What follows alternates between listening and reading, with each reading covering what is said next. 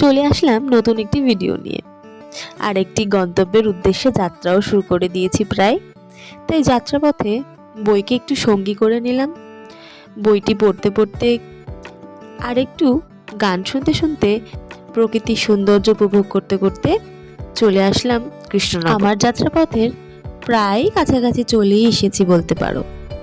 তারপর এই যে চুনি ব্রিজ, এটা তো পার হতেই হবে। কিন্তু আমার উদ্দেশ্য যে আমার গন্তব্যে পৌঁছানোর, তাই আমি বেশি কিছু দেখছি না, শুধু চাইছি কতক্ষণে আমার গন্তব্যে আমি পৌঁছাবো এবং প্রাণ খুলে একটু নিঃশ্বাস নেব।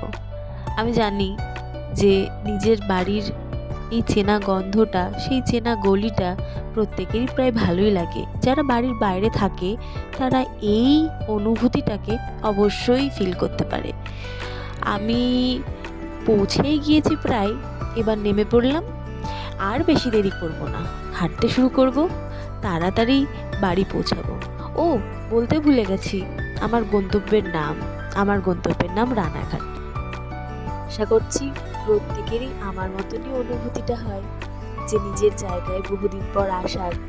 আমি জানি যারা বাড়ির দুপারে থাকে তারা এই অনুভূতিটাকে খুবই ভালোভাবে উপভোগ করতে পারে। এবার বাড়ি যাওয়ার পালা, চলো বাড়ি যাই। টাটা, আবার দেখা হবে।